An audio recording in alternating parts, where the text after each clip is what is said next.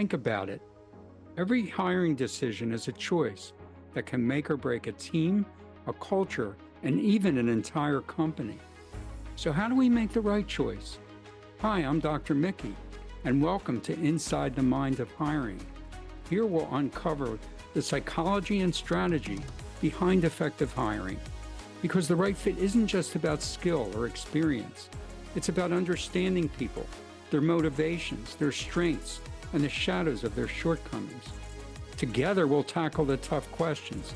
How do we look beyond bias? How do we find the qualities that make people not just qualified hires, but the right hires? This is about identifying leaders who drive success, lift morale, and actualize a company's vision.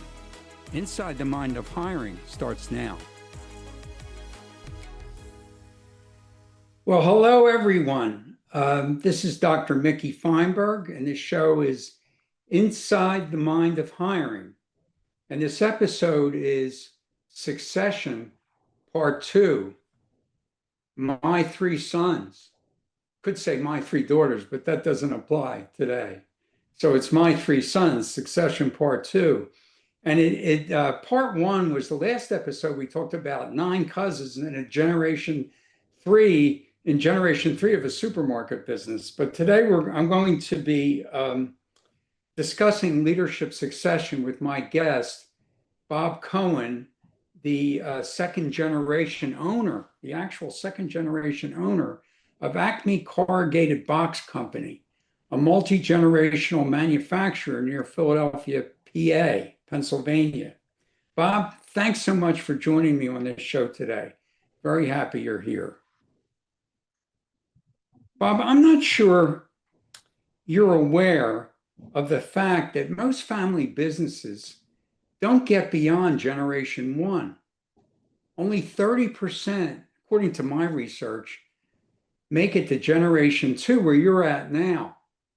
12% survive into generation 3, and a meager 3% get to generation 4. I guess you know that because you spent your life in a family business. But are you aware of those numbers? Yeah, I am very aware of that. And I think, Mickey, it really depends on the success of the initial entrepreneur. If somebody's very, very successful, take Campbell Soup, for instance. I mean, they started canned soups back in the 20s. And what I think happened is after 1 or 2 generations, that family had so much money that they didn't care about participating in the business. So I think that's what you see. Either these companies become public Right. ownership, or they sell because the next generation is not interested. Right. Well, that's usually the case. The succeeding generation just isn't able and or not interested. And they're more interested in collecting the proceeds from the sale. Right. Exactly. Exactly. Yeah. So that's where it's at for most family businesses. And but what I'd like to know first is, as any business owner, you've had to deal with leadership succession, and with your family's contributors to the business. But first, tell us about ACME, your company. Summarize its history and say how your role has evolved until the present time. Yeah. Well, the business was established by my father. He was a son of immigrants, and he started the business as a young man because his educational experience ended at 8th grade for himself, because his family was very poor, and everybody, the 3 sons of my grandfather, had to go to work. And my father, like many people of that generation, didn't have the education and the power structure of business was not. If you didn't have an education and you were of certain ethnicities, you didn't get into those banking roles or those big business roles. Right. So a lot of those people gravitated towards what I call the dirty businesses, scrap businesses. My dad started out in scrap metal and also waste paper. Wow. So, okay. So he was recycling back then. Yes, our product has always been recycled. It became a faddish back in the 70s and 80s that everybody is saying they recycled. But I would say the majority of our material today, or not a majority, but a large part of the minority portion of our material is recycled material. Really?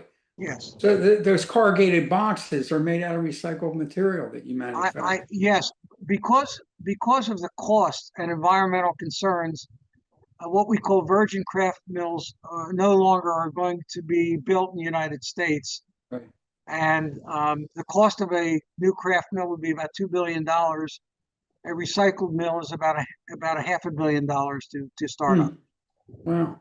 Wow.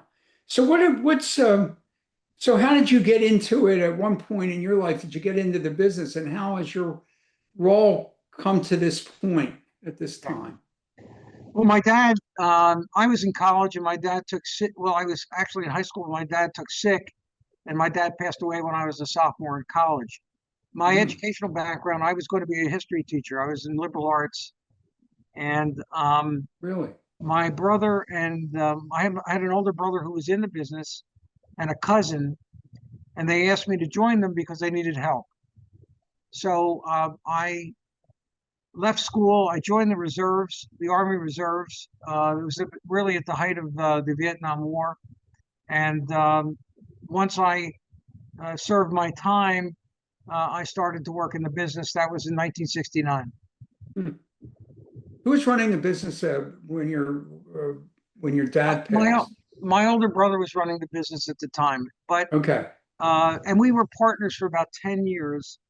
And then he really lost interest in the business. He wanted to do something else. And so I ended up buying him out and then became the titular president of the company in the early Right. 1980s. Hmm. Okay. And tell me how it moved forward and what how things evolved for you. Well, we were in the low end of the business. We I decided when I was in partnership with my brother, I said to him, I'm not going to stick around unless we're making something. I wanted to make a product.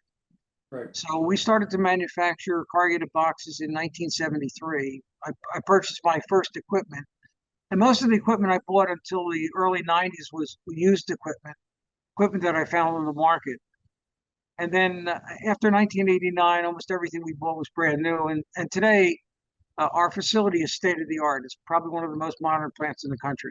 Wow. Wow. That's great. That's great. And what kind of um, questions or challenges have you dealt with in terms of the succession issues in your business? And please include your family and non-family professionals in that context, if you would. Well, presently, I have three sons in the business. One of my oldest son is in sales. My middle son runs the operation now. He's my GM. Really is the CEO. I mean, he has extensive experience and probably one of the smartest guys in the business. And my youngest son joined me about 5 years ago out of Amazon. He worked at Amazon for about 5 years and then joined me. Yeah, Uh, not a bad idea, by the way. yeah, all three boys worked outside of the industry before they joined me. I thought it was a Right. prerequisite for them to get experience on the outside. My two older sons actually asked to work for me. I didn't, I was not that I was forced to work for the company, but it was a family obligation, and I never wanted to put an obligation on my sons. I wanted them, if they wanted to join, great. If they didn't want to join, they could pursue their own interests. Right. But they decided to join me, and then my youngest son worked for Amazon for about 5 years, and then he joined me after that time. So the question is, where do we stand today for succession? We started out very small. I mean, I was the executive. I made all the decisions. Today, I have an executive group. We have an advisory board that meets quarterly, and my sons are part of the board. And middle son runs the executive group. And I am really at this stage of my life, I am a senior advisor more so than active in the day-to-day operation. Right, right. How did your middle son, who runs the business virtually now, get to where he is? And what kinds of questions did you have about him, uh, before, that led up to where he is right now? Yeah. Well, I think the questions are never questions his intelligence. My middle son went to the University of Pennsylvania. He was a bioengineering major and got a master's degree in bioengineering and worked for Credit Suisse for about 5 years before he came to Hmm, work for me. He's hmm, very smart. He's much more detail oriented than his dad, and he's a quick study on our industry and probably one of the people I would trust most about almost every major decision in terms of equipment and the style of running the company. right, right. And what was his track in the business? And since he's playing, right now he's playing the prominent role in the company. Not that your other sons are doing it. I want to ask you about your other sons in a second.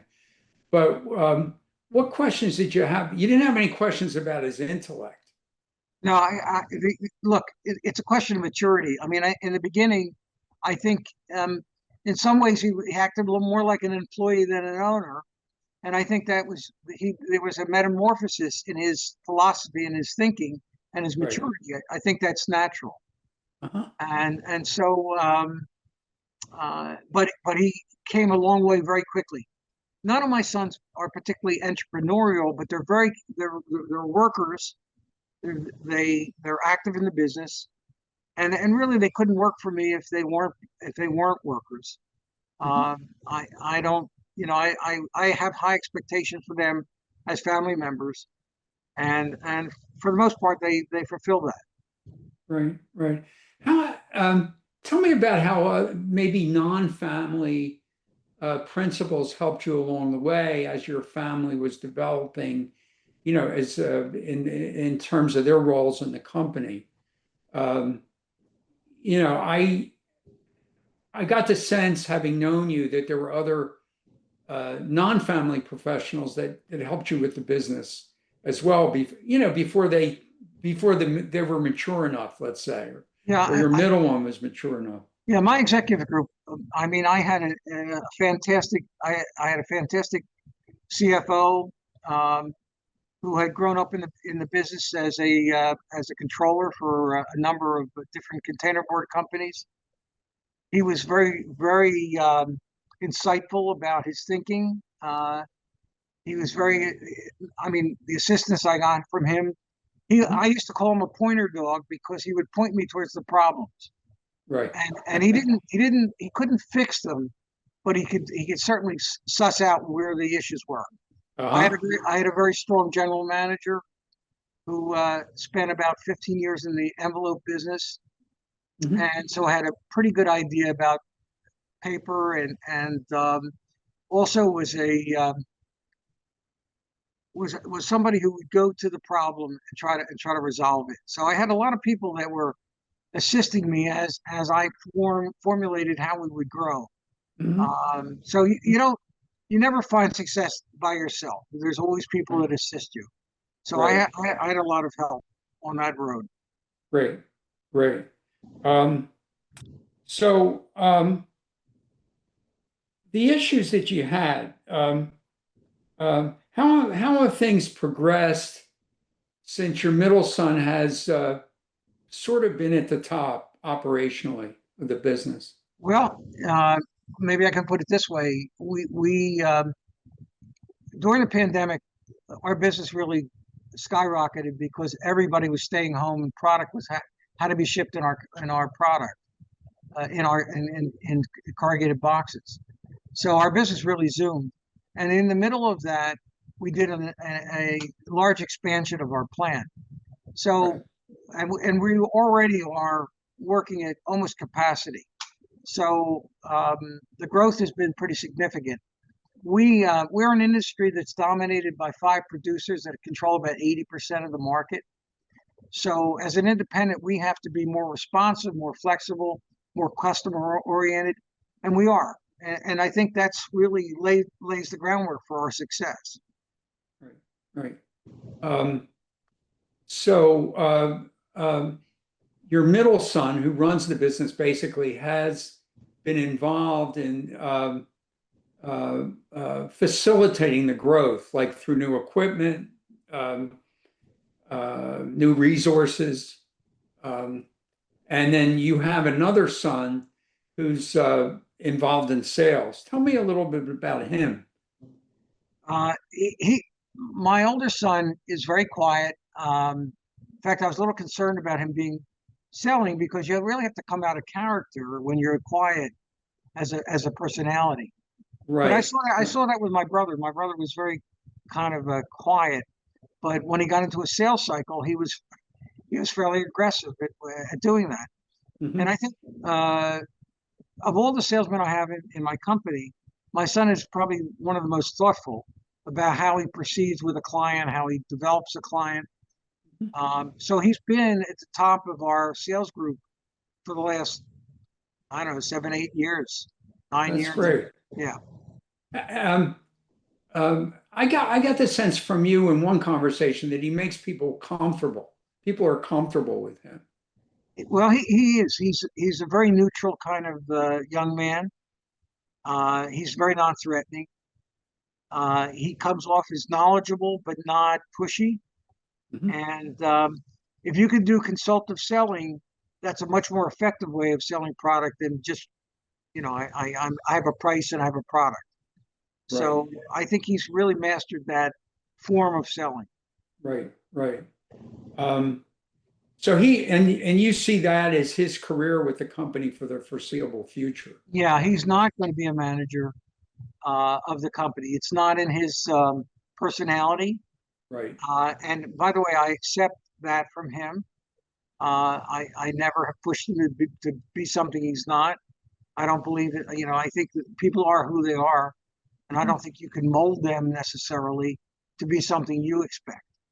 Right, right.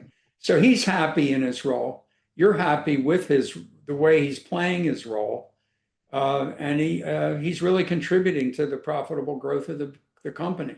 Absolutely, absolutely. Now, your youngest, tell me a little bit about your youngest and how he's doing. Um, Yeah, my youngest is his name is Alex. He worked for Amazon for about 5 years. I think he's trying to figure out what he'd like to do within the company. He's now running our quality department, but I think he wants to get into the production end of the business. Seems to want to be involved with the flow of the business, the flow of the product. He graduated Lehigh University with a degree in supply chain management, so he's very capable. And actually, he was just in to see me because we are trying to develop a pattern for him to grow in the business. He's still relatively young. I think he's 32. So he still has some maturing to do, and I think laying out where he's going to be for the next 5 years is something he would like. He likes the formality. right, right. Got it. Um, so right now he's working his way around the business. He's focused now on the quality function Yeah, but he primarily. does he wants a production role, and my middle son and I are trying to figure that out right now. Right, And we have some plans, and I think those are going to be executed relatively soon. right, right. How has a character like me helped you in any way, shape, or form? Well, I think first of all, I think sometimes you can say things to people. I mean, I've sent executives to you, I've sent family members to you, and sometimes I think you can frame it as a third party in a way that if I framed it, it might be more offensive, it might be more uh, destructive to the relationship. So I Right, think the fact of your vast background in dealing with industrial situations, family situations, I think it's a big help to use your expertise to try to be that moderating um, voice in discussions with family members and other executives. right. Great. Now, I appreciate that. Now I wanted to ask you. You mentioned some of the non-family contributors. Right. People that often see this show are, they're job seekers.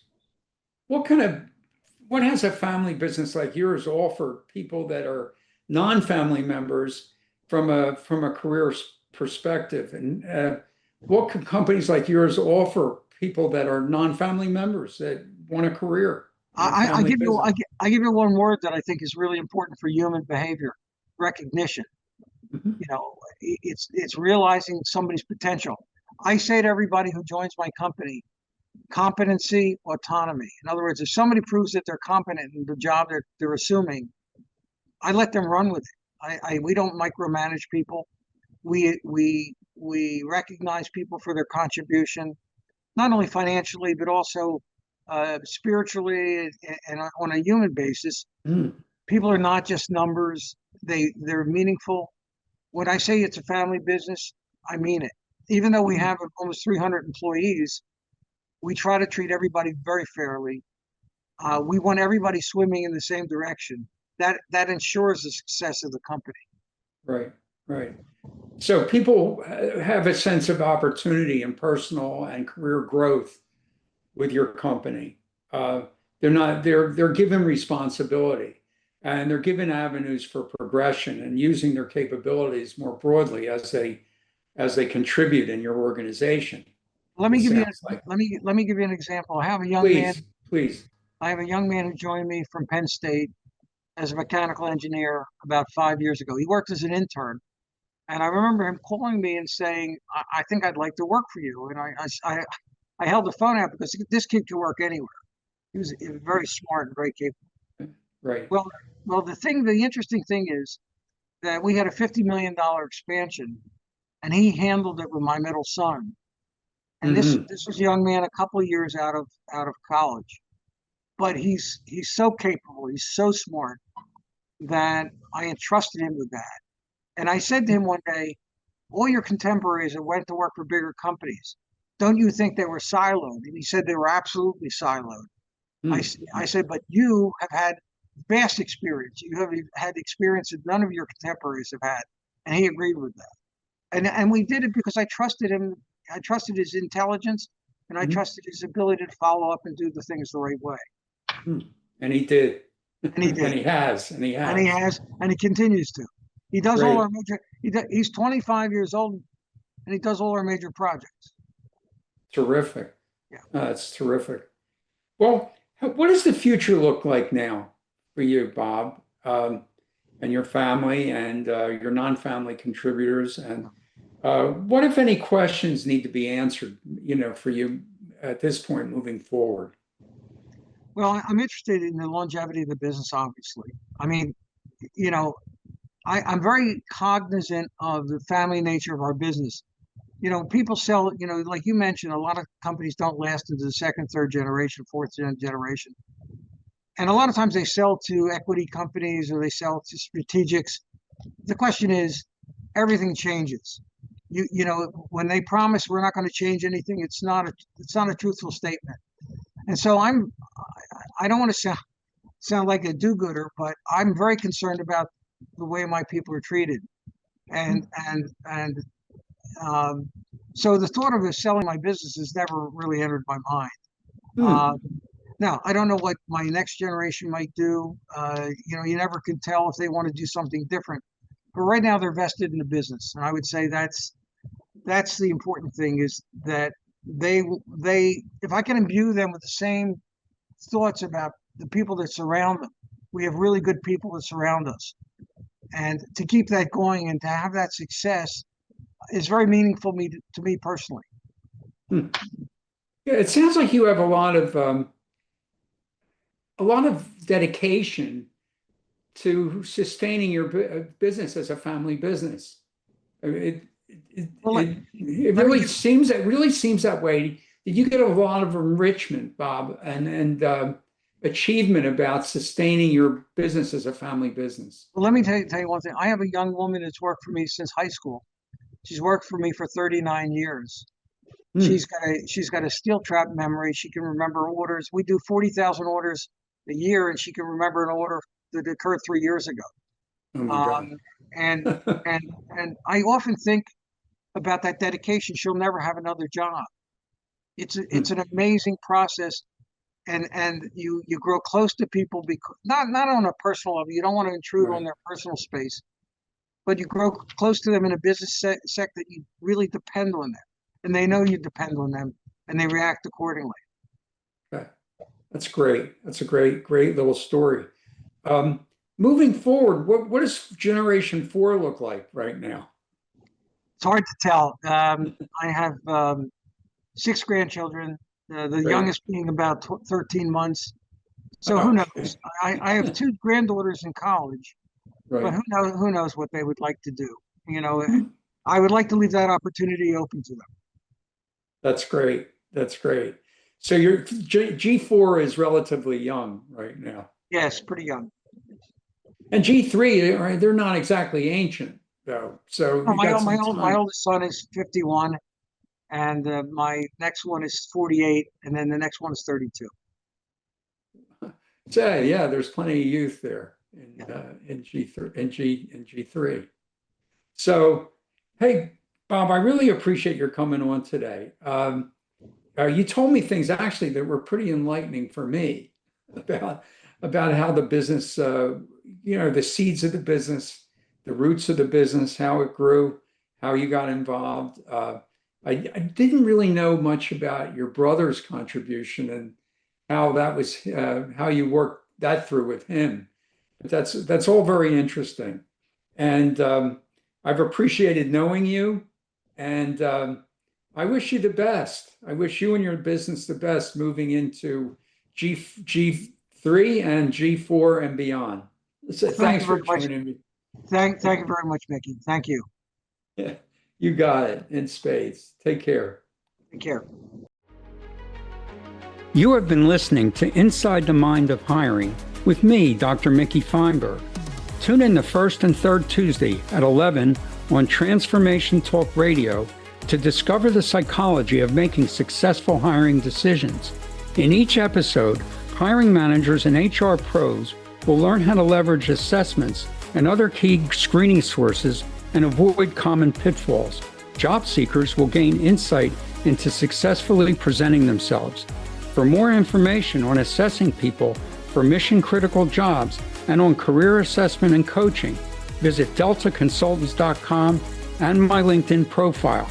If you'd like to write me personally, it's Mickey, Mickey, @deltaconsultants.com.